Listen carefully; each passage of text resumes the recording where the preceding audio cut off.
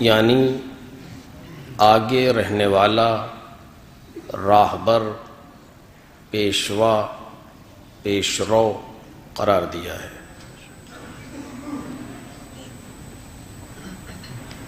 راہبر منزلت کے اعتبار سے آگے قرار پاتا ہے، مقام کے اعتبار سے اس کا مقام راہ رو سے پہلے اور آگے ہوتا ہے۔ لہذا جو امام ہے اس کو آگے ہونا چاہیے ان لوگوں سے جن کا وہ امام ہے، اور وہ لوگ جو اسے اپنا امام مانتے ہیں ان کو اپنے امام سے پیچھے رہنا چاہیے۔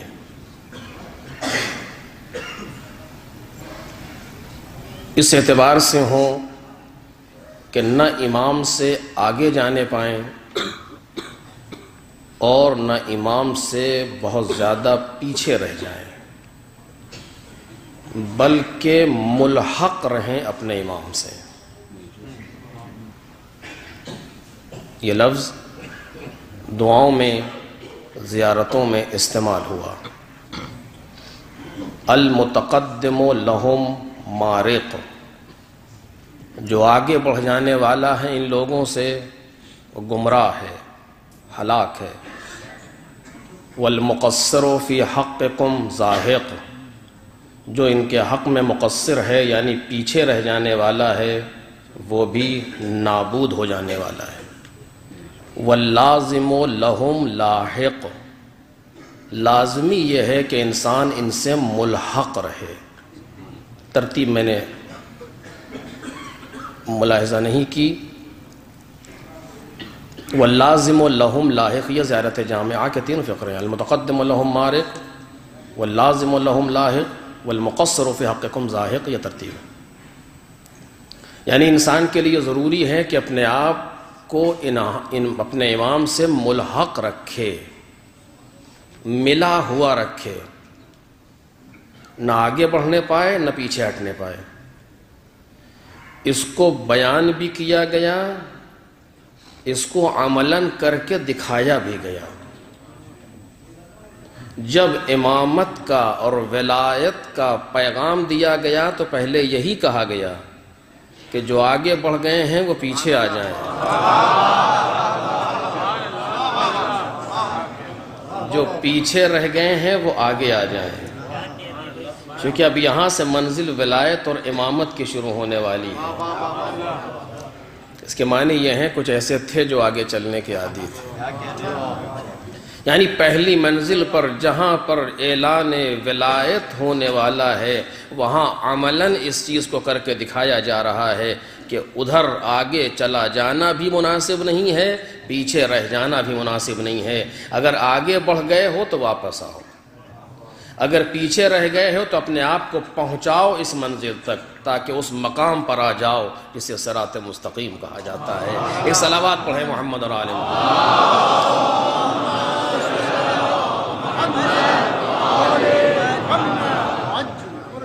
تاکہ انسان اس منزل پر آ جائے جسے صراط مستقیم کہا جاتا ہے۔ اور یہ کوئی اس طریقے سے نہیں ہے جو پیغمبر کر کے دکھا رہے ہوں، نہیں، مسئلہ یہ نہیں تھا۔ ورنہ میں نے اس سے پہلے بھی کہا ہے کہ کہہ سکتے تھے پورا مجمع جہاں ہے ٹھہر جائے، پورا مجمع ٹھہر جاتا، پیغمبر آگے تشریف لے جاتے اور صدر میں جا کر کے گفتگو کرتے، پورا مجمع پیغمبر کے سامنے ہوتا، لیکن اس طرح نہیں کیا، خود جہاں تھے وہاں ٹھہر گئے۔ جس جگہ پر پیغام نازل ہوا پیغمبر اسی مقام پر ٹھہر گئے۔ آیت آئی یا ایھا الرسول بلغ، یہ نہیں کہا تھا کہ پیغمبر آپ یہیں پر ٹھہر جائیں، نہیں، یا ایھا الرسول بلغ، پہنچا دیجئے، پیغمبر پہنچانے کے لیے ٹھہر گئے، اور لیکن بلایا واپس آؤ، تاکہ ذہن میں یہ تصور پیدا ہو جائے کہ مرکزیت یہ ہے، محور یہ ہے، اگر آگے ہو تو ان کا انتظار نہیں کرو بلکہ تم پیچھے آؤ۔ میں ایک بات کہنا چاہتا ہوں، آپ توجہ کریں، اگر آگے چلے گئے ہیں تو ایسا تصور نہ کرو کہ امام تم تک آ جائے، یا اگر پیچھے رہ گئے ہو تو ایسا تصور نہ کرو کہ یہ پیچھے آ جائیں، نہیں، بلکہ اگر آگے بڑھ گئے ہو تو تمہاری ذمہ داری ہے اپنے آپ کو پیچھے لاؤ۔ اور اگر پیچھے رہ گئے ہو تو تمہاری ذمہ داری ہے کہ اپنے آپ کو ان تک پہنچاؤ. یہ مرکز ہے, یہ محور ہے, یہ ہے وہ مقام, وہ نقطہ کہ جہاں پر انسانیت کو اپنے آپ کو پہنچانا ہے. اور میں کیوں بار بار اس سے کہہ رہا ہوں, آپ توجہ کیجئے, کسی چیز میں نہ تمہیں آگے بڑھنے کا اختیار ہے نہ تمہیں پیچھے رہنے کا اختیار ہے. اگر فکری اعتبار سے آگے بڑھ گئے تو اب یہ نہ کرو کہ اپنی فکر کو امام کے اوپر تھوپ دو. اگر عقائد کے اعتبار سے آگے نکل گئے تو اب یہ فکر نہ کرو کہ امام کا کوئی قول ایسا مل جائے جو ہمارے عقائد کی تائید کر دے. اگر عمل کے اعتبار سے آگے بڑھ گئے تو اب اس فکر میں نہ رہو کوئی ایسی بات ڈھونڈ کے نکالی جائے یا گڑھ کے لائی جائے جو ہمارے عمل کی تائید کرے. نہیں, اگر فکری اعتبار سے آگے ہو اور امام کا قول نظر آ رہا ہے تو پیچھے آ جاؤ. اگر عقائد کے اعتبار سے آگے بڑھ گئے ہو خدا نہ کرتا اور امام کا قول نظر آ رہا ہے تو پیچھے آ جاؤ. اگر عمل کے اعتبار سے آگے چلے گئے ہو, کیوں؟ اس لیے کہ وہ راستہ بھی گمراہی کا ہے, یہ راستہ بھی گمراہی کا ہے. یہ وہ مقام امامت ہے, یہ وہ مقام ولایت ہے جہاں آگے بڑھ جانا بھی گمراہی ہے, جہاں پیچھے رہ جانا بھی گمراہی ہے. یہاں مرکز پر جمع ہو جانا انسان کے لیے لازم ہے, انسان کی نجات کا باعث ہے. جس اعتبار سے ہو کوئی فکر ان سے آگے نہ بڑھنے پائے, کوئی فکر ان سے پیچھے نہ رہنے پائے. اب خود یہ دیکھنا ہے کہ یہ اپنے آپ کو کیسا پہچانوا رہے ہیں, بس جیسا یہ بتاتے جائیں ہم ویسا مانتے چلے جائیں. ایک صلوات پڑھ دیں محمد اور آل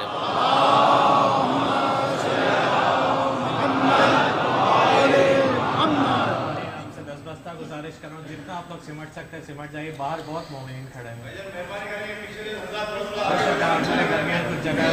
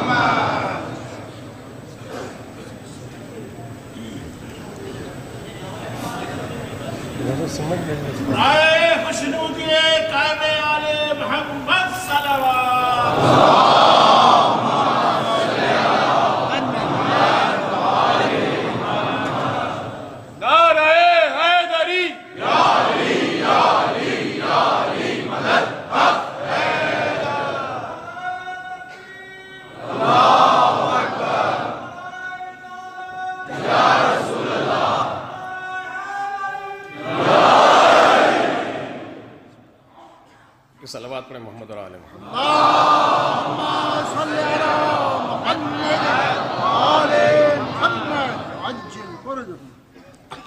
خوب, اگر پہلے سے ہی لوگ اسی طریقے سے بیٹھ جائیں تو یہ کہنے کی ضرورت نہ ہو. لیکن بہرحال یہاں پر بھی انداز نظر آتا ہے کہ جو پیچھے رہ گئے ہیں وہ آگے آ جائیں. ایک صلوات پڑھیں محمد اور آل محمد.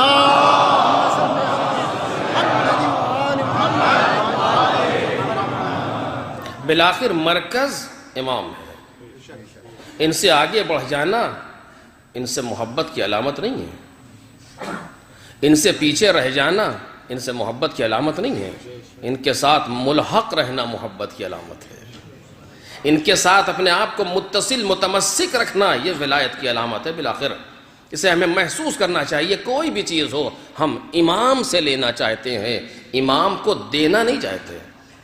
کسی بھی فکر میں ایسا نہیں ہے میری سمجھ میں یہ آتا ہے یہی ہونا چاہیے, جی نہیں, ہمیں ہر چیز میں یہ دیکھنا چاہیے امام کیا کہتے ہیں ہمیں ویسا ہونا چاہیے. امام کا قول اس سلسلے میں کیا ہے ہم کو اپنے آپ کو اس طریقے سے ڈھالنا چاہیے. دشمن بڑی باریکی سے کام کرتا ہے. میرے عزیزوں, میں لفظی والی موضوع میں نہیں ہے, میں صرف جلدی سے عرض کر رہا ہوں آپ کے سامنے. ہمارے سامنے مختلف جنگیں ہم سے لڑی گئیں, مختلف جنگیں. ہم سے مراد ہمارے مسلک سے, ہمارے مذہب سے, امامیہ سے مختلف جنگیں لڑی گئیں تاریخ کے اندر. کسی جنگ میں دشمن کامیاب نہیں ہو سکا, کسی بھی جنگ میں دشمن کامیاب نہیں ہو سکا. وہ تلواروں کی جنگ رہی ہو, اسلحوں کی جنگ رہی ہو, جس طرح کی بھی جنگ لڑی جائے, اقتصادی جنگ ہو, کوئی بھی جنگ ہو, دشمن کامیاب نہیں ہو سکا. ہم قتل ہوئے, دشمن ناکام ہوا. ہم نے فاقے کیے, دشمن ناکام ہوا. ہمارے گھر اجڑے، دشمن ناکام ہوا. یہ میں مبالغے میں نہیں کہہ رہا ہوں، اگر حقیقت ہے تاریخ کی ہے کہ ہر اعتبار سے پریشان کیا جاتا رہا لیکن دشمن ناکام ہوتا گیا. دلیل کیا ہے دشمن کے ناکام ہونے کی؟ عزیزو، اگر گھر اجاڑنا مقصد ہوتا تو ہم کامیاب نہ ہوتے، ہم ناکام ہو جاتے. اگر قتل کرنا یا قتل ہونا مقصد ہوتا تو ہم ناکام ہو جاتے. مقصد ہمیں قتل کرنا نہیں تھا، مقصد ہم کو امام سے دور کرنا تھا. مقصد ہم پر پابندیاں لگا کے فاقے کروانا نہیں تھا، مقصد ہم کو امام سے دور کرنا تھا. ہم کو اس فکر سے ہٹانا تھا جو پیغمبر دے کر کے جا رہے تھے. لیکن ہماری اولاد قتل ہوتی گئی، ہمارے بزرگ مقصد پر قائم رہے. ہماری عورتیں بیوہ ہوتی گئی لیکن ہماری خواتین مقصد پر قائم رہیں. اس کا مطلب یہ ہے کہ قتل ہونے سے ہم کامیاب رہے، ناکام نہ ہونے پائے. دشمن نے لاکھ چاہا کہ مرکز سے ہٹا دیا جائے لیکن نہ ہٹا سکا. آج ہمارے سامنے جو جنگ ہے وہ فکری جنگ ہے.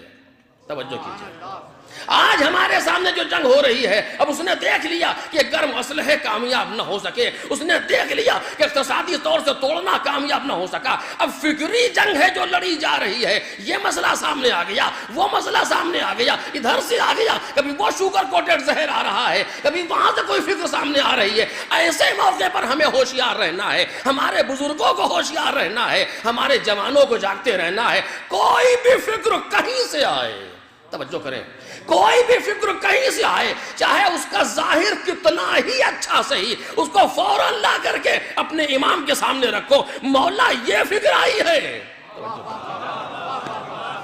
مولا یہ فکر آئی ہے، اسے ہم قبول کریں کہ نہ کریں. جب امام کہہ دے کہ قبول کرو تو قبول کر لو، اگر امام اسے رد کر دے تو رد کر دیا جائے. فکر آئی تھی علی ابن ابی طالب کے سامنے. آپ خدا ہیں؟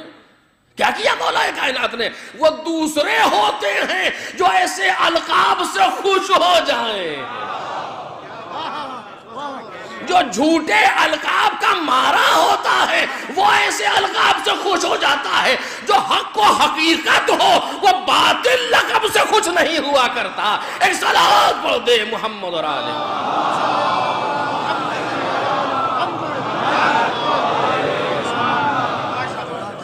کہیں سے کوئی فکر آئے، کسی جگہ سے آئے، دشمن فکریں لا رہا ہے. میں کہہ رہا ہوں ہمیں ہوشیار رہنے کی ضرورت ہے، ہمیں بھی ہوشیار رہنے کی ضرورت ہے، آپ کو بھی ہوشیار رہنے کی ضرورت ہے. فکریں لائی جا رہی ہیں، ہمارے بچوں کو تباہ کیا جا رہا ہے. غلط فکریں لا کر کے ایک یہ سوال، ایک وہ سوال، ایک وہ سوال. کیسے حل ہوگے مسائل؟ یہ کچھ نہیں، صرف معرفت پیدا کرا دی جائے، صرف امام کو پہچانوا دیا جائے کہ امام کہتے کسے ہیں. انسان خود بخود مسائل کو سمجھ لے گا، خود بخود چیزیں حل ہوتی چلی جائیں گی. اس لیے فکروں کے اعتبار سے ہمیں بہت ضروری ہے کہ فکری اعتبار سے ہم ان کو اپنا امام مانیں، ان سے آگے نہ جانے پائیں. کسی بھی اعتبار سے صحیح، کوئی فکر کہیں سے آئے، اگر ہمارے اندر صلاحیت ہے تو ہم اسے خود بیٹھ کر کے دیکھیں یہ اقوال معصومین کی روشنی میں درست ہے کہ نہیں. چاہے وہ جتنا ہمارے جذبات سے موافقت رکھتی ہو یا مخالفت رکھتی ہو، بحث یہ نہیں ہے. چونکہ محور ہم خود ہیں ہی نہیں، محور یہ 14 ہستیاں ہیں کائنات کے لیے. میں ابھی عرض کروں گا آپ کے سامنے، محور یہ 14 ہستیاں ہیں کائنات کے لیے.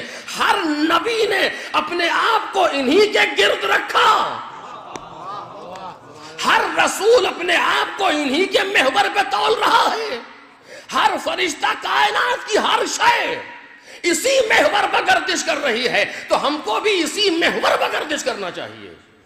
کہیں سے کوئی فکر آئی، اب میں مثالیں نہیں دینا چاہتا ورنہ مجھ سے بہتر جانتے ہیں، کہیں سے کوئی فکر آئی ہمارے سامنے.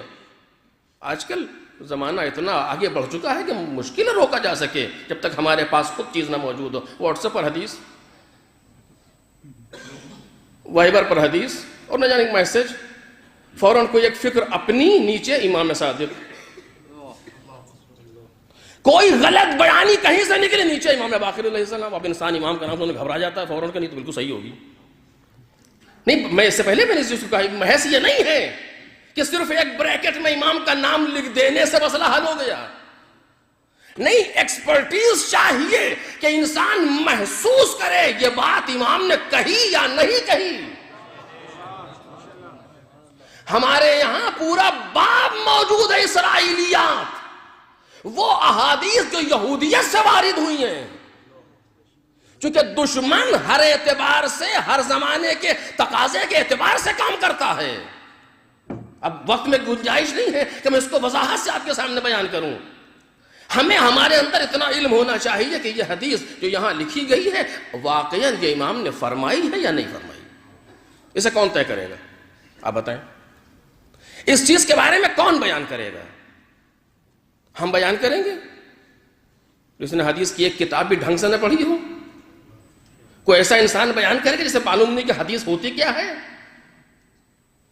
امام نے بیان کیا. کہاں بیان کیا؟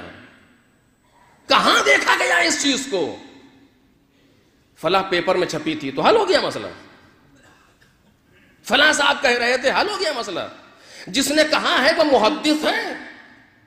میں نے سال گزشتہ یہ بات کہی تھی. ایک دوا لا کر کے دی گئی، اسے کھا لیجئے ٹھیک ہو جائیے گا. کیسے کھا لیں؟ آپ کون ہیں؟ دوا دے رہا ہوں کوئی صحیح، کھا لیں گے آپ؟ نہیں، فلاں پیپر میں نے یہ دوا پڑھی تھی. کہ پیپر کی بات نہیں ہے، آپ کو دوا لکھنے کا حق ہے. آپ نے میڈیکل سائنس پڑھی ہے. نہیں، اس سے کیا ویسے ہمیں میسج آیا تھا. کون سا ایسا احمق انسان ہے جو کھا لے گا اسی دوا کو؟ بھئی دوا لکھنے کا حق بھی تو اسی کو ہے جس کے پاس وہ اس چیز کا جاننے والا ہو کم از کم. قرآن کیا کہتا ہے؟ قرآن یہ نہیں کہتا جس سے چاہو پوچھو اگر تم نہیں جانتے. اگر قرآن یہ کہہ دیتا ہے کہ ہر انسان سے پوچھو اگر تم نہیں جانتے، ہر عالم سے پوچھو، یہ نہیں کہا قرآن نے. قرآن کہتا ہے اہل ذکر سے پوچھو. تو سیدھی بات ہے بالکل. اہل ذکر سے پوچھو. حتیٰ قرآن یہ بھی نہیں کہہ رہا کہ ذکر سے پوچھو. میری بات واضح ہو جائے. ذکر کیا چیز ہے؟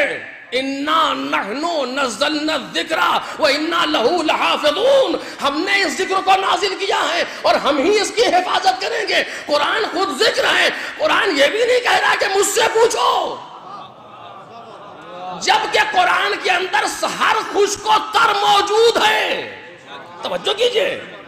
جبکہ قرآن کے اندر ہر خشک و تر موجود ہے. لا رطب ولا یابس الا فی کتاب مبین. کوئی خشک و تر ایسا نہیں ہے جو کوئی کتاب کے اندر موجود نہ ہو. پھر بھی یہ نہیں کہتا کہ ہم سے پوچھو، چونکہ ہم سے پوچھو گے تو سمجھو گے کیسے. توجہ کیجئے. ہم سے پوچھ تو سکتے ہو لیکن سمجھو گے کیسے، اور ہم تمہیں سمجھائیں گے کیسے؟ کیونکہ ہم تو سامعین ہیں، ہم اپنی تفسیر تو بیان نہیں کریں گے. تو تم ہمیں سمجھو گے کیسے؟ تم ایک آیت پڑھو گے، لغت دیکھو گے، معنی کچھ اور ہوں گے. تم نے پورا قرآن کا پتہ ہی نہیں ابھی بعد میں آنے والا کیا ہے، تمہیں کیسے معلوم ہوگا؟ تم ہم سے آ کر کے دیکھ کر کے ہدایت نہیں لے سکتے. میں سچ کہہ رہا ہوں عزیزو. شاید آپ کو تعجب ہو رہا ہو کہ عجیب و غریب گفتگو کر رہا ہوں، بات بھی دور تک جا رہی ہے، لیکن ذمہ داری سے عرض کر رہا ہوں. جو انسان قرآن کے بارے میں کما حق ہو علم نہیں رکھتا، وہ قرآن مجید سے مسئلے کو حل نہیں کر سکتا. کیوں؟ دلیل کیا ہے؟ دلیل بالکل آسان سے دلیل. یفسر، قرآن وہ ہے کہ یفسر بعضہ بعضا. قرآن کا کچھ، قرآن کے کچھ کی تفسیر بیان کرتا ہے. یہ حدیث ہے. قرآن کا کچھ، قرآن کے کچھ کی تفسیر بیان کرتا ہے. اور ادھر سے من فسر القرآن برأیہ مقعدہ النار. جو قرآن کی تفسیر کرے اپنی رائے سے، اس کا ٹھکانہ جہنم. سخت ہوا؟ آسان ہوا؟ من فسر القرآن برأیہ مقعدہ النار. جس نے قرآن کی تفسیر بیان کی اپنی رائے سے، اس کا ٹھکانہ جہنم. ایک. پھر کیسے کریں؟ یفسر بعضہ بعضا. قرآن کا کچھ، قرآن کے کچھ کی تفسیر کرتا ہے. اب کیا ہوا کہ ہم نے جو آیت پڑھی ہے یہاں پر، یہ قرآن کا کچھ ہے. اس سے تو یہی بات سمجھ میں آتی ہے، لیکن اس کچھ کی کہیں کچھ اور تفسیر ہو رہی ہے. وہ ہمیں کیسے معلوم؟ جب اس کچھ کو اس کچھ سے ملائیں گے تو نتیجہ کچھ اور نکلے گا. اب کیا کریں؟ قرآن مجید کہتا ہے قیامت میں کوئی شفاعت نہیں کر سکتا. قرآن کہتا ہے، اٹھا کے دیکھ لیجیے آپ، کوئی بھی قرآن قیامت میں شفاعت نہیں کر سکتا. یہ کچھ ہے. بنا لیجیے اپنی فکر، قیامت میں شفاعت ہے ہی نہیں. فی امان اللہ ہے ہی نہیں. قرآن کہہ رہا ہے قیامت میں شفاعت نہیں, کوئی بھی شفاعت نہیں کر سکتا قیامت میں. قرآن کی آیت صریح. اس کے بعد یہ کچھ تھا, اگلے کچھ میں کہتا ہے سوائے ان کے جن کو اذن دیا گیا ہو. ایک صلوات بولے محمد اور آل محمد.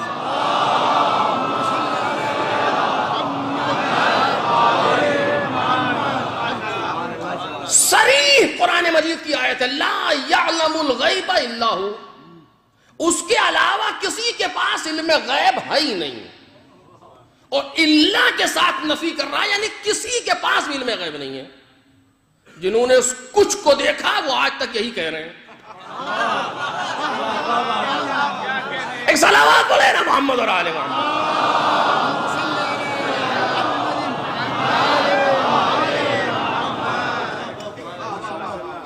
کسی لا یعلم الغیب الا ہو, آج سامنے آج بیان کیا قرآن مجید کی فلاح میں دیکھیے لا یعلم الغیب الا ہو, علم غیب ہے ہی نہیں کسی کے پاس سوائے پروردگار کے.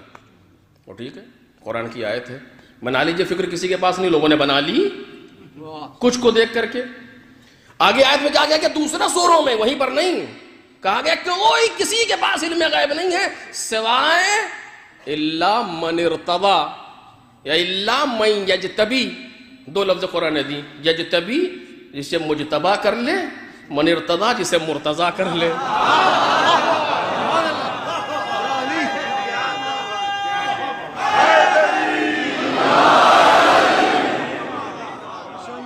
یعنی اس علم غیب کے نہ ہونے سے جو کچھ میں آیا تھا کہ لا یعلم الغیب الا ہو, کسی کے پاس علم غیب نہیں ہے سوائے اللہ کے, دو گروہ کو خالی کر دیا, خارج کر دیا قرآن نے دوسرے مقام پر. کہاں کہاں خارج کیا کہ ایک مجتبی بندے دوسرے مرتضی بندے, یعنی یہ خارج ہے اس نہ ہونے سے. پروردگار ایک ہی جگہ سیدھی سیدھی بات کیوں نہیں کہہ دی تو نے؟ کہ اگر ایک ہی جگہ کہہ دیتے تو جن کے دلوں میں کجی تھی پہچانے کیسے جاتے. ایک صلوات علی محمد اور آل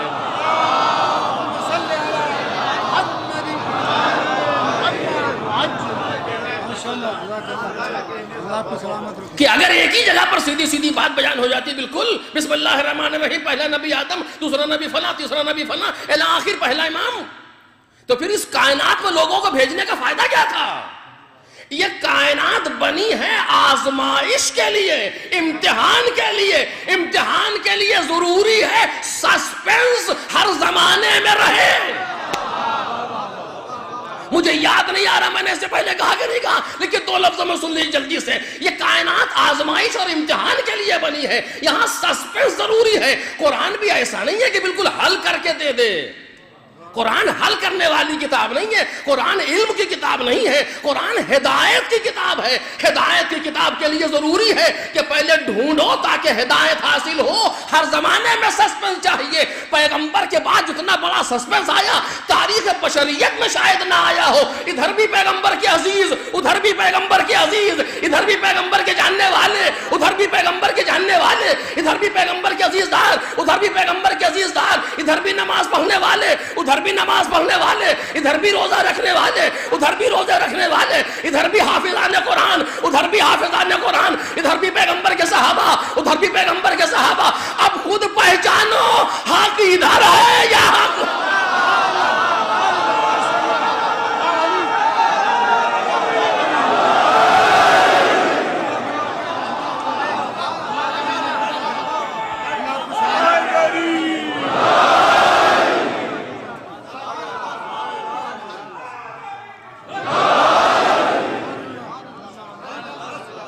ضروری تھا یہ کائنات کے اندر.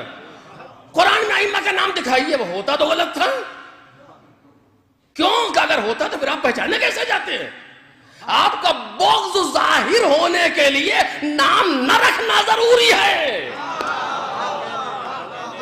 ضروری ہے کچھ ایسے لوگ ہوں. اب آپ دیکھیے کوئی, جہاں سے بات شروع ہوئی تھی, کوئی فکر آئے قرآن کے سامنے ہم نہیں لا سکتے اتنی آسانی سے. کیوں؟ چونکہ ہم قرآن کو پہچانتے ہی نہیں. قرآن کی آیتوں کا ترجمہ اردو میں پڑھ لینا حل ہو گیا مسئلہ. قرآن کا کچھ, قرآن کے کچھ کی تفسیر کرتا ہے. اس جملے کا مطلب کیا ہے؟ یفسر بعضہ بعضا. اس کے معنی کیا ہیں اس کا مطلب یہ ہے جب تک آپ کو قرآن کے سب کچھ کا علم نہ ہو تفسیر نہ فرمائیے گا. ہے کہ نہیں ہے یہ؟ جب تک قرآن کے سب کچھ کا علم نہ ہو تفسیر نہ فرمائیے گا.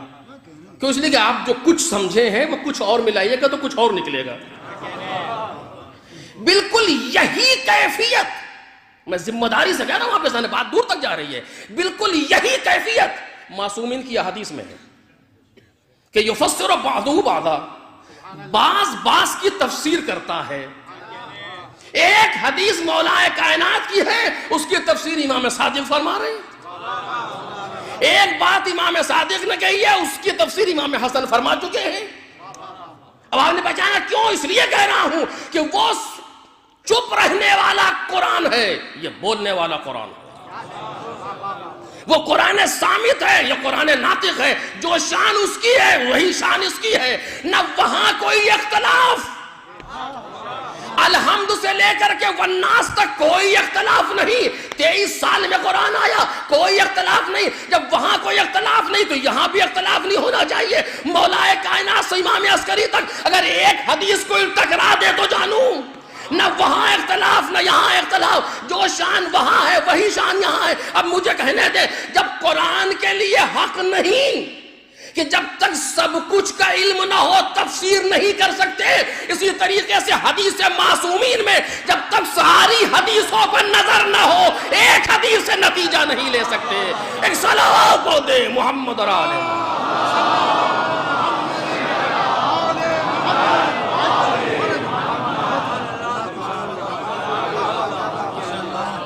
اگر میری بات غلط ہوتا بیان کریں.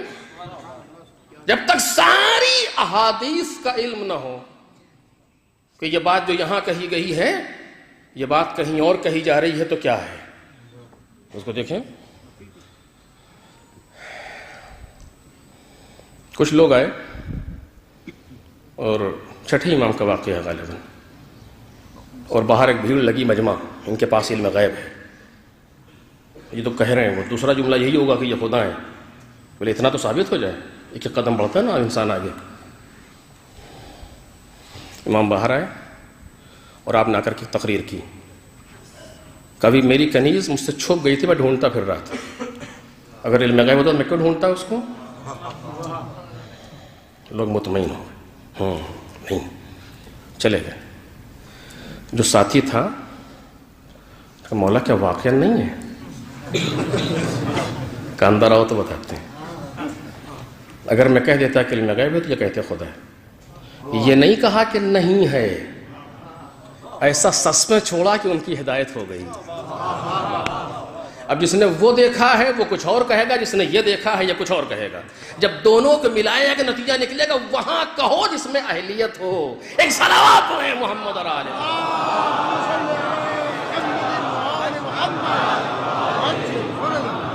تو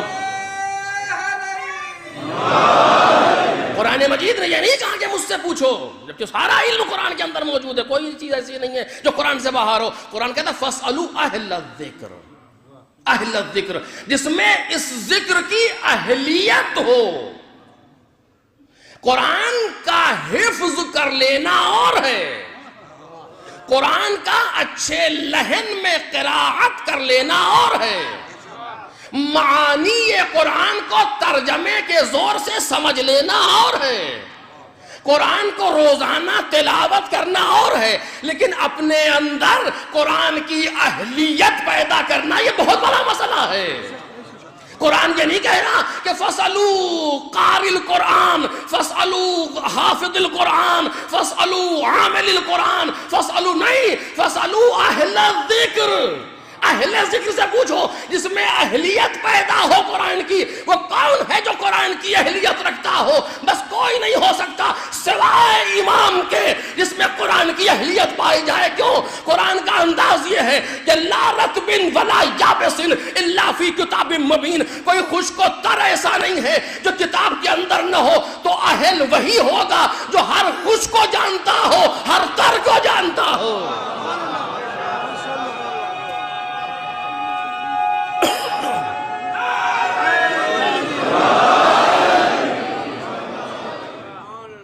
جو ہر خشک کو اللہ ہو جو ہر تر کو جانتا ہو, جو یہ آواز دے رہا ہو, میرے سامنے مسند قضاوت بچھا دی جائے, میں ہر سوال کا جواب قرآن سے دینے کے لیے تیار ہوں. مجھ سے پوچھو, میں بتاؤں گا کون سی آیت سفر میں نازل ہوئی, کون سی آیت حضر میں نازل ہوئی, کون سی آیت جنگ میں نازل ہوئی, کون سی آیت صلح میں نازل ہوئی, کون سی آیت کس حکم کے لیے ہے, کون سی آیت کس چیز کو حلال کر رہی ہے, کون سی آیت کس چیز کو حرام کر رہی ہے, کون کس کی مدح میں نازل ہوئی, کون کس کی مذمت میں نازل ہوئی. میں جواب دینے والا ہوں. ایسا انسان کون ہے؟ اے قرآن تو بتا دے, ایسے انسان کو کیا کہتے ہیں؟ قرآن نے آواز دی, وَكُلَّ شَيْءٍ أَحْصَيْنَاهُ فِي إِمَامٍ مُبِينٍ.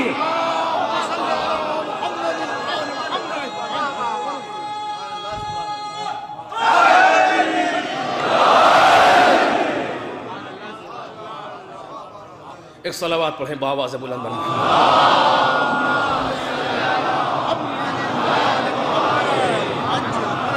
قرآن مجید تو بتا وہ کون ہے جس میں تیری اہلیت پائی جاتی ہے؟ کہ بتا تو دیا میں نے, ہے میرے اندر, آؤ دیکھو.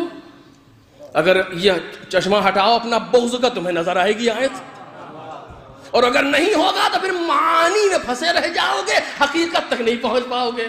کیا کل شیء احصیناہ فی امام مبین, ہر شے کا احصاء کر دیا امام مبین میں. لوگ آیت نازل ہوئی, لوگ پوچھ رہے ہیں کہ یہ امام مبین کون ہے, اس سے مراد کون ہے؟ کتاب ہے؟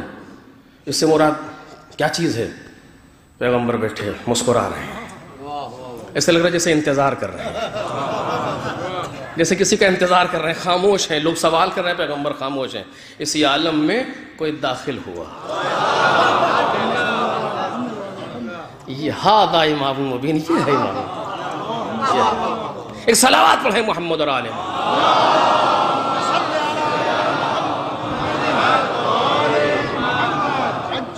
یہ امام مبین ہے. توجہ کیجئے, بس آخری جملہ سلسلے کا, بات آگے بڑھ جائے. یہ امام مبین ہے, یعنی اس کے پاس ہر چیز کا علم ہے. کیا مطلب ہوا؟ مولا کائنات سے امام مبین کا سلسلہ امام عسکری تک.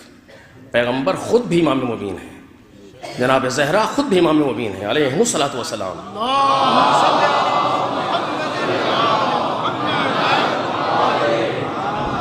کہ ظاہری اعتبار سے جو سلسلہ ہوا پیغمبر کے بعد سے گفتگو کر رہا ہوں, وہ مولا کائنات سے امام عسکری تک.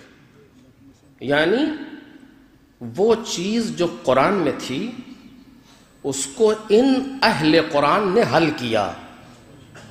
کتنے سال میں؟ 250 سال میں.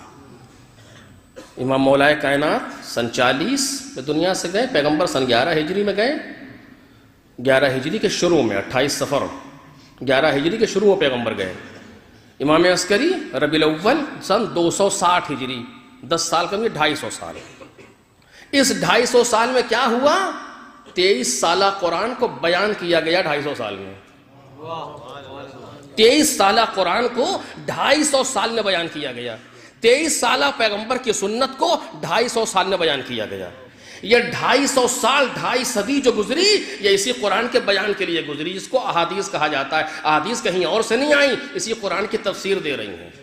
اب اگر ہمارے سامنے کوئی نئی فکر آئی تو ضروری ہے کہ ہم اس فکر کو ان 250 سال میں ڈھونڈیں.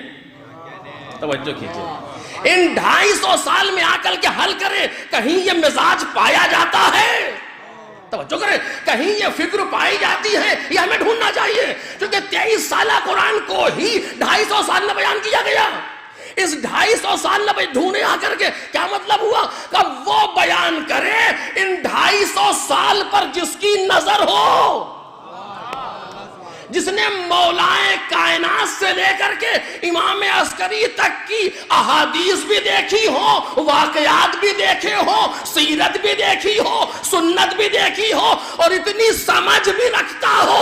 اب وہ بتائے کہ کون سی فکر امامت کے مزاج کے مطابق ہے, کون سی فکر امامت کے مزاج کے مخالف ہے. ایک صلوات پڑھ دے محمد اور آل محمد.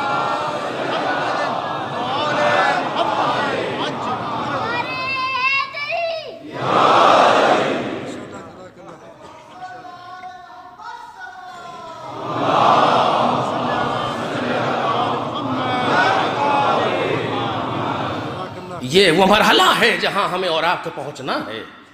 آج جو ہم جنگ لڑ رہے ہیں فکری جنگ ہے. آج جو ہمیں مشکل کا سامنا ہو رہا ہے وہ فکری مشکل ہے. آج دشمن سے گولیوں کا ڈر نہیں ہے کیونکہ وہ ناکام ہو گیا ہر بار. یہ سرگرم جنگ کو تو ہمارا 6 مہینے کا معصوم بچہ مسکرا کے اڑا چکا. بیکار ہے یہ, اس سے کچھ نہیں کر پاؤ گے تم. فکری جنگ دشمن کی آج ہمارے سامنے ہے. اور آپ یاد رکھیں جب تک ہم اہل بیت سے وابستہ رہے اس جنگ میں بھی کامیاب ہوں گے انشاءاللہ. اس جنگ میں بھی کامیاب ہوں گے انشاءاللہ. یہ مجالس, یہ عزاداری اسی لیے ہوتی ہے. حسین ابن علی کربلا کے میدان میں یوں ہی نہیں آئے تھے, میں کروں گا آنے والی تقاریر میں. اسی فکر کو درست کرنے کے لیے آئے ہیں. اور کاش وقت ہو کہ میں اس کو بیان کروں آپ کے سامنے. اسی فکر کو درست کرنے کے لیے آئے. اور یہ محرم اور یہ سفر اسی لیے ہے کہ فکر انسانی درست ہو جائے. آپ نے دیکھا ہے پورا سال جو دشمن کوششیں کرتا ہے وہ ایک عشرے میں ختم ہو جاتی ہے. کس طریقے سے کوشش کی جاتی ہے, اس کو لے کر کے آؤ, اس کو لے کر کے آؤ. کوئی گلے میں ہاتھ ڈال کے بیان کر رہا ہے, کوئی چوراہے بٹھا کے بیان کر رہا ہے, کوئی چبوترے پر بٹھا کے بیان کر رہا ہے. ساری فکریں چھیڑی جاتی یہاں وہاں یہاں وہاں. لیکن ایک محرم سب کو صاف کر دیتا ہے. اگر پڑھنے والا خلوص سے پڑھ رہا ہو, سننے والے خلوص سے سن رہے ہو, پڑھنے والا امام حسین کے لیے پڑھ رہا ہو, سننے والے امام حسین کے لیے سن رہے ہو, تو ایک عشرہ, ایک محرم, ایک سفر ساری فکر کو ٹھیک کر دیتا ہے. بلا وجہ مصیبت نہیں ہے محرم دوسروں کے لیے.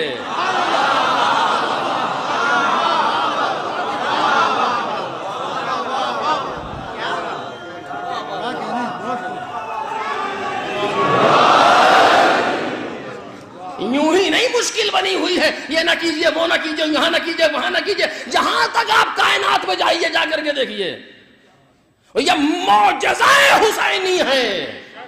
معجزہ حسینی ہے کہ ہر سرزمین پر مجلس ہے. 2 معجزے کائنات میں نظر آ رہے ہیں جسے آج تک کوئی نہ روک سکا نہ روک سکے گا. ایک اذان ہر سرزمین پر ہو رہی ہے دنیا میں اور ہر لمحہ ہو رہی ہے. نہ اذان رک سکی اور نہ یا حسین رک سکا. یہ 2 عجب معجزے ہیں. نہ اذان رک سکی, آپ دیکھ لیجئے کتنی کوشش کی گئی اس کو ختم کرنے کے لیے لیکن کچھ نہیں ہوا. آج بھی ہو رہی ہے. اور دوسرا یا حسین ہے جو نہ رک سکا, ہر جگہ ہے. کوئی چاہے بند کمرے میں کر رہا ہو, کوئی اپنے گھر میں بیٹھ کر کے کر رہا ہو. اور اب تو انٹرنیٹ کا زمانہ ہے, ملی سامنے ہے, سننے والا سنتا جا رہا ہے, روتا جا رہا ہے. روک نہیں سکتا زمانہ اسے.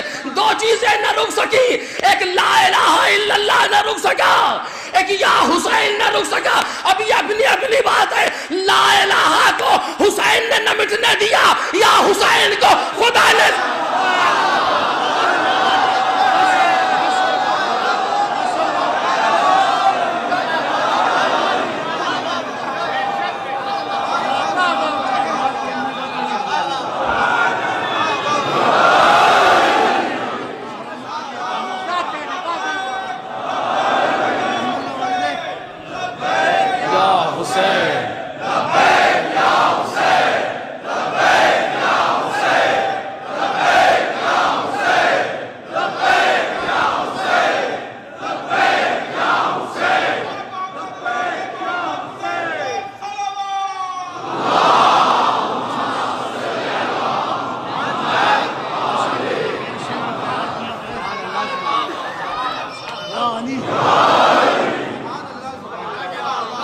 ان کے از خونش بروید لا الہ, اقبال, ان کے از خونش بروید لا الہ, ان کے زیر تیغ گوید لا الہ. جس کے خون سے لا الہ کو نمو ملے, جو خنجر کے نیچے بھی لا الہ کہے. قدرت آواز دیتی ہے, حسین اگر تو نے اس لا الہ کے لیے سب کچھ کر دیا تو میں خدا نہیں جب تک تیرا نام کائنات کے چپے چپے پر نہ. آج حسینیت سے یا امام حسین سے سامنے آنے والا ہم سے بحث نہیں ہے، یہ خدا سے جا کے بات کرے۔ ہم عزاداری کو نہیں بچا رہے، یہ غلط ہے، نہیں، ہم تو اس کے ضمن میں بچ رہے ہیں۔ ہم تو عزاداری کے سائے میں خود بچ رہے ہیں، ہم نہیں بچا رہے اسے۔ اگر کوئی یہ سوچتا ہے ہم بچا رہے ہیں، ہمیں مار دے گا تو ختم ہو جائے گی، ہم زیادہ ہوں گے تو زیادہ ہوگی، ایسا کچھ نہیں ہے۔ نہ ہماری کثرت سے عزاداری میں کوئی شان بڑھے گی، نہ ہماری قلت سے عزا پر کوئی آنچ آئے گی۔ ہم اسے نہیں بچا رہے ہیں، یہ تو ہمیں بچا رہی ہے۔ عزا کو بچانے والا خود خداوند عالم ہے، وہ جب تک ہے تب تک یہ ہے۔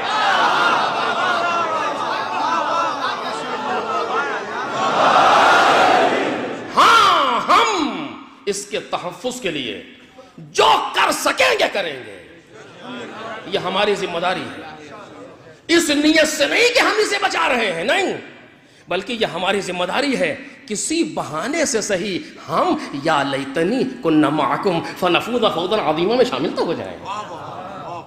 کل ہوتے تو جان دیتے توفیق ہوتی، آج نہیں ہے تو یا حسین کہیں گے، جو ہم سے ہو سکے گا کریں گے۔ کوئی ماں کا لال پیدا نہ ہوا جو ہمیں حسین سے دور کر دے۔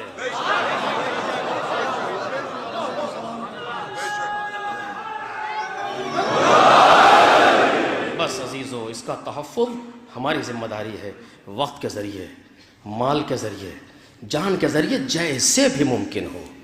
آپ کے سامنے والنٹیئرز ہیں، جو آپ سے ہو سکے اس عزا کے فروغ کے لیے۔ اللهم صل على محمد وعلى محمد، اللهم صل على محمد۔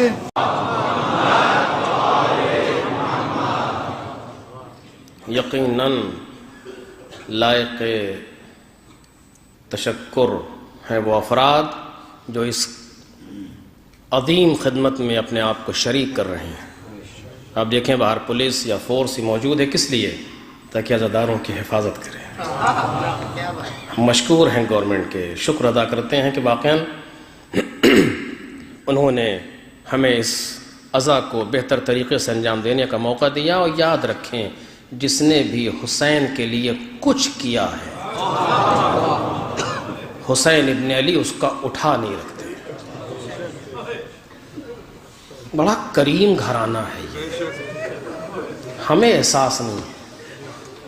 اس نے اپنا سب کچھ دے دیا، اور ہم اگر کچھ دیتے ہیں تو وہ اس کو بھی دھیان رکھتا ہے۔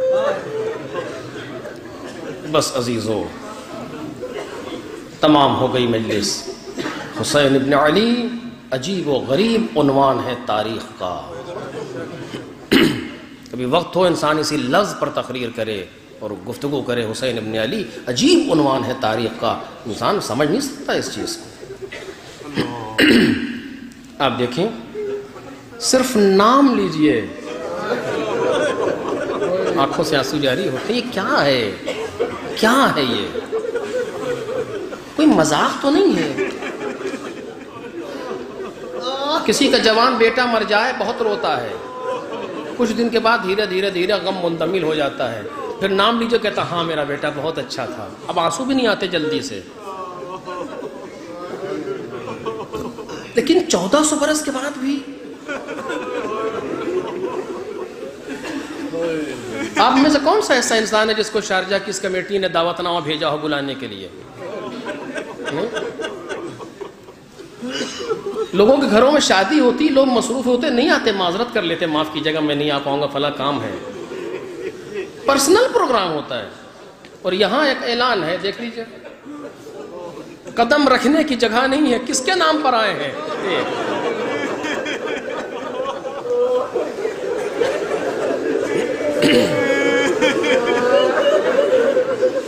یہ کیا ہے؟ آپ اسے معجزہ نہیں کہتے؟ میں اسے معجزہ کہتا ہوں۔ آسان کام نہیں ہے ایسے حالات میں کسی کو گھر سے نکال کے یہاں تک لے آنا، لیکن انسان ایک حسین ابن علی کے لیے آ رہا ہے، کیا تاثیر ہے واللہ۔ بس ہمیں اس سے استفادہ کرنا چاہیے، اس سے فائدہ اٹھانا چاہیے جتنا ممکن ہو. ان مجالس سے پڑھنے والا بھی فائدہ اٹھائے, سننے والے بھی فائدہ اٹھائیں. معمولی مسئلہ نہیں ہے یہ. ایک گھنٹہ جب جمع ہو کر کے خدا بند عالم اس سے قبول فرما لے, جب قیامت میں آئے گا تب سمجھ میں آئے گا کاش ایک مجلس اور کر لی ہو, کاش ایک مجلس اور پڑھ لی ہوتی. یہ میں نہیں کہہ رہا ہوں, جناب زہیر کہہ رہے ہیں.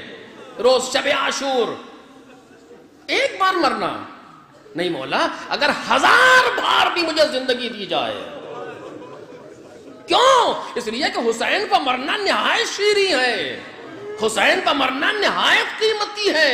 اگر 1000 بار بھی ہمیں مارا جائے اور جلایا جائے تو تب بھی ہم نصرت سے کوتاہی نہیں کریں گے. عجیب انداز ہے. ہاں عزیزو, آپ سن چکے آج 5 محرم, عشر اولا کے آدھے دن گزر گئے. آج کی مجلس نہایت حساس ہے.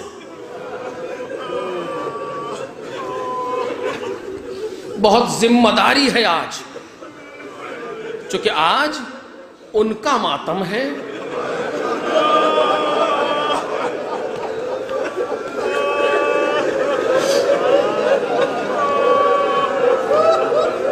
آج ان کا ماتم ہے جن کی ماں ان پر نہیں روئی.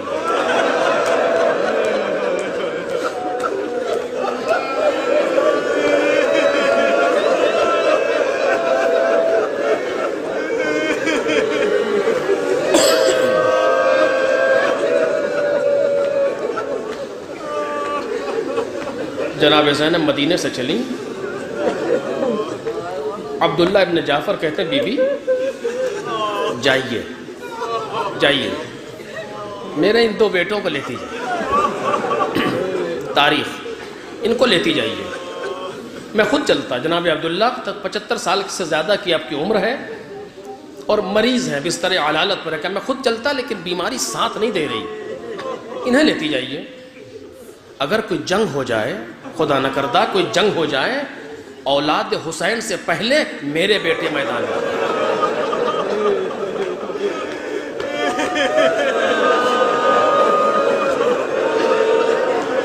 دیکھ رہے ہیں جذبہ, یہ ہے, یہ معجزہ اس وقت سے شروع ہے. اولاد حسین سے پہلے میرے بیٹے میدان میں جائیں گے. جناب زینب اپنے بچوں کو لے کر کے آئی, بھیا اجازت لے آئے. چلو زینب, یہ قافلہ لے کر کے حسین ابن علی مدینے سے مکہ, مکے سے کربلا تک آ گئے. بیٹے اپنی ماں کے ساتھ ہیں. دن گزرتے رہے, کربلا کی سرزمین پر پہنچ گئے, خیمے لگ گئے, لشکروں پر لشکر آ رہے ہیں, بچے امام حسین کے ہمراہ ہیں. یہاں تک کہ شب عاشور آ گئی.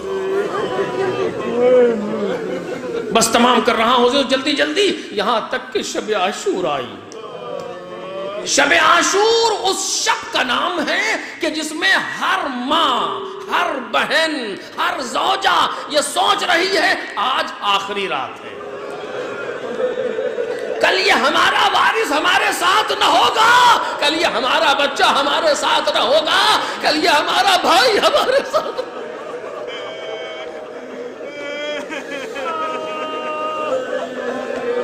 ایک ایک بی بی اپنے وارثوں سے بیٹھی گفتگو کر رہی ہے, کوئی کسی انداز میں, کوئی زانو بسر رکھے اپنے لال کو دیکھ رہی ہے, کل یہ تصویر نہ رہ جائے گی. لیکن ایک خیمے میں عجب عالم ہے, 2 بچے سامنے بیٹھے ہیں اور ماں یہ کہہ رہی ہے میرے لال کل روز قربانی ہے, میرے لال کل روز قربانی ہے. زینب کی آنکھوں میں آنسو نہیں ہے, بلکہ زینب کے چہرے پر احساس ذمہ داری ہے. عجب انداز سے ماں اپنے بچوں کو دیکھ رہی ہے, بیٹو میرے لال کل روز قربانی ہے, دیکھو کسی طرح کی کوئی کوتاہی نہ ہونے پائے. بچے کہتے ہیں اماں گھبرائیے نہیں, آپ گھبرائیے نہیں, صبح ہونے دیں, ہم جعفر طیار کے پوتے ہیں, ہم حیدر کرنار کے نواسے ہیں, ہم دکھائیں گے کہ جنگ کسے کہتے ہیں. اماں صبح ہو دیتے رات گزری صبح ہوئی. ماں نے تاریخ کہتی ہے ماں نے اپنے بچوں کو آمادہ کیا. زینب نے بچوں کے لباس بدلے, بچوں کے سر میں ہاتھ سے کنگھی کی, آمادہ شہادت کیا, بچوں کو امام حسین کی طرف بھیجا, ہاتھ پروردگار کی طرف بلند کیے.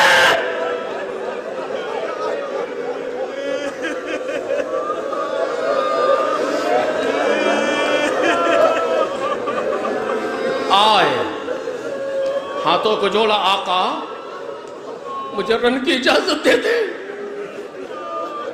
بہن کے بچے ہیں, باپ کربلا میں نہیں ہے. امام حسین خاموش ہیں, جواب نہیں دیتے, منع کرتے ہیں. اچانک بہن کی آواز آئی, بھیا ہدیے کو رد نہ کیجیے گا.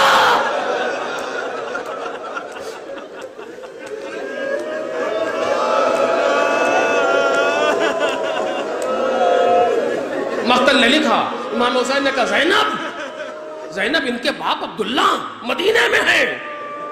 کہا بھیا عبداللہ ہی نے بھیجا ہے, عبداللہ ہی نے بھیجا ہے, اور یہ کہہ کر کے بھیجا کر کوئی جنگ ہو جائے تو میری اولاد قربان ہو جائے. امام حسین نے سر جھکا لیا, آواز دی بسم اللہ. بچے گھوڑوں پر سوار ہوئے. کون سی ماں ہے جو اس منظر کو دیکھ سکے؟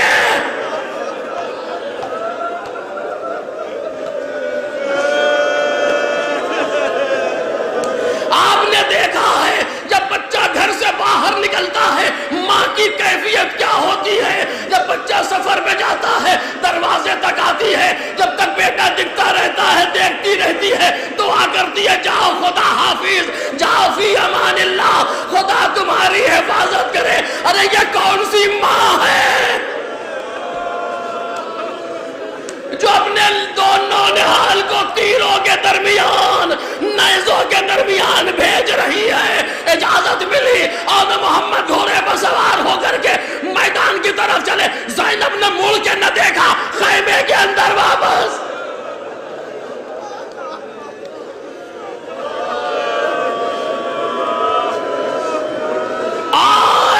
جعفر تیار کے پوتے ہیں, حیدر کرار کے نواسے ہیں, عباس کے بھتی بھانجے ہیں, عباس کے شاگرد ہیں. خوب لڑے. عمر سعد کہتا ہے کہ عجب محبت ہے اس بہن کو اپنے بھائی سے, اپنے دونوں بچوں کو قربان کر رہی ہے. کبھی ادھر سے حملہ کیا, کبھی ادھر سے حملہ کیا, میمنے پر حملہ کیا, میسرے پر الٹ دیا, میسرے پر حملہ کیا, میمنے پر الٹ دیا. لوٹے لوٹے فرات کے کنارے, علقمہ کے کنارے تک بچے پہنچ رہے ہیں. لو عزیزو, آواز دی گئی چاروں طرف سے گھیرو, ورنہ جنگ تن بدن میں نہ جیت سکو گے. چاروں طرف سے گھیرا گیا.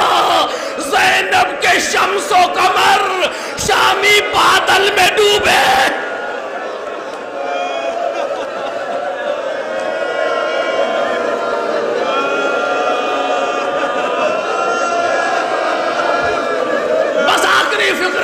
زینب کے سورج و چاند شام کے بادل میں ڈوب گئے.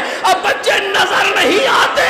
چھوٹا بھائی گھوڑے سے گرا, محمد آواز دی بھیا خدا حافظ.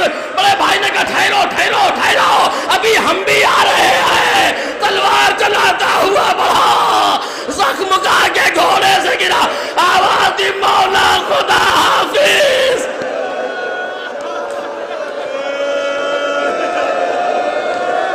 امام حسین نے دور سے دیکھا, آواز سنی, حسین حملہ کر کے بڑھے, فوجیں بھاگی. اب جو دیکھا دونوں کملائے ہوئے پھول.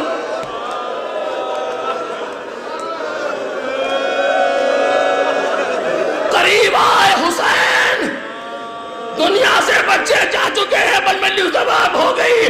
لاش کو حسین ابن علی نے اٹھایا, ان کو داہنے ہاتھ میں لیا, محمد کو بائیں ہاتھ میں لیا, دونوں کو سینے سے لگایا, پیر زمین پر خط دیتے ہوئے لے کر کے چلے. ارے خیال ہے میری بہنا, ارے ایسا نہ ہو کہ لاش کو دیکھے تو تڑپ کے مر جائے.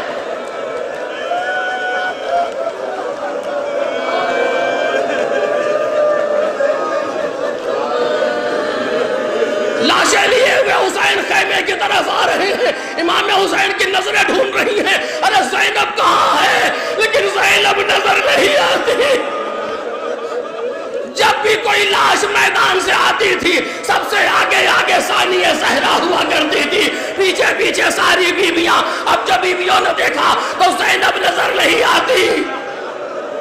مملس تمام ہو گئی. ارے بیویوں نے سمجھا ماں ہے, غش کھا کے کہیں پڑی ہوگی. اب جو جناب زینب کے خیمے میں آئی بیویاں, عجب عالم دیکھا, سجدے میں سر رکھے ہوئے, اے میرے مالک.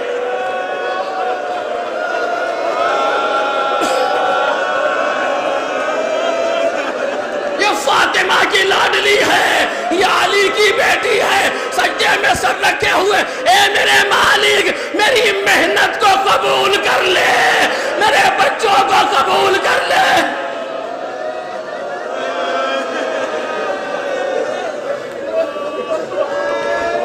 ایک بی بی نے شانہ ہلایا, کہا بی بی اٹھئے اٹھئے اٹھئے, انہوں محمد آئے. گھبرا کے سر اٹھایا, کیا کہا, انہوں محمد واپس آ گئے. رونے لگی, بلانے والی کہنی چل کے دیکھئے تو بیویاں پیچھے پیچھے, زینب آگے آگے, اب دیکھے کیا ہوتا ہے. ارے اب تو لاش پر گر ہی پڑے گی جی بی بی, لیکن آئی دونوں بچوں کو خون میں غلطہ دیکھا, کچھ نہ کہا.